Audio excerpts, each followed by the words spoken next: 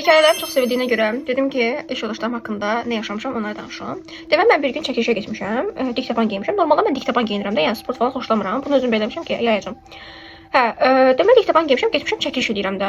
Orada bir dənə başa bağlı bir işçi var idi. Yəni iş yoldaşım sayılır da.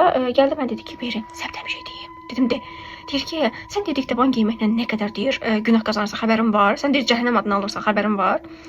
Dinləyirəm mən də deyirəm, nə yaşayır görəsən. Deyirəm nə əlaqə? Deyir ki, diktaban giyinəndə kişilərin deyir fikrini özünə opsonlayırsan. Mən normal giymişdim ha bu arada. Yəni açıq-saçıqlıq yox idi. Normal şalvar giymişdim və yəni bariz bir şey giyməmişəm də.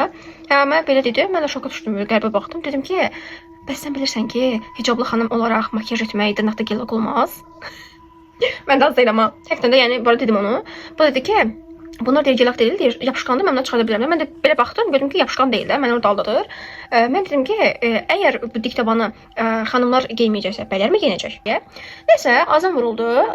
Azan da ki, səs bilirsiniz də, yəni çox gür gəlir telefonda olanda. Mən də çəkiliş edirəm axı. Məndə də estrik çəkilişlərdə ASMR kimi düşünün. Dedim ki, zəhmət olmasa onu səsini azalda bilərsiniz. Başladı. Sən kafirsən, sən cahilsən. Belə üstümə gəldi, şığıdı yəni. Mən də gülməyim gəlirdi. Yəni həqiqətən orada da gülməyim gəlirdi. Deyirəm ki, xanım, mən ASMR çəkiliş edirəm. Mən müdirə gedib bunu açıqlaya bilməyəcəm də. Ona görə mən bunu düzgün şəkildə çatdırmalıyam da.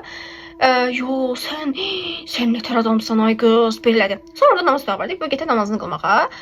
Mən də qıraqdan bunu istəyirdim də, namazın qılmasını falan. Çünki mən çox şahid olmuşam, bəzi insanlar normal namaz qılmırlar. Adı altında belə hicablı deyirlər, amma o deyil də, o şişdiyün bəziləri. Nəysə, bu namaz qılıb. Nə edirsiniz? Bir dənə səcdə əyildi, belə durdu, baxdı, o yan bu yan baxdı, qalxdı. Adam bir dua eləyər, bir zikr eləyər, yaxşı işdəsənsə deyərik də, heç nə demədi. Sadəcə səcdə oturdu, durdu, ora-bura baxdı və çıxdı. Mən də sual verdim, dedim ki, siz şiəsiz yoxsa sünni? Sünnədə, yəni dedi ki, şiə. Deyirəm, şiələr namaz elə olmur axı, siz sünnələr kimi namaz qıldınız. Sən deyir, kafirsən, sən deyir, cahilsən, sən deyir, başın çıxmaz deyir, namazdan zatdan belə deyir mənə. Mən deyirəm ki, mən də özüm də namaz qılmışam və yəni mənim ailəm də namaz qılandı da, mən bilirəm o şeyləri. Sən və sənin ailən namaz qılır?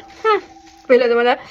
Mən dedim ki, mən deyirəm özüm bilmirəm, amma sizi deyirəm artıq bilirəm ki, siz yəni sadəcə Allah üçün də yox, elə belə göstəriş üçün başınızı bağlamısınız. Başa bağlı insanlar belə olmur da. Nəysə o da mənə dedi ki, sən mənə də çox biləcəksən.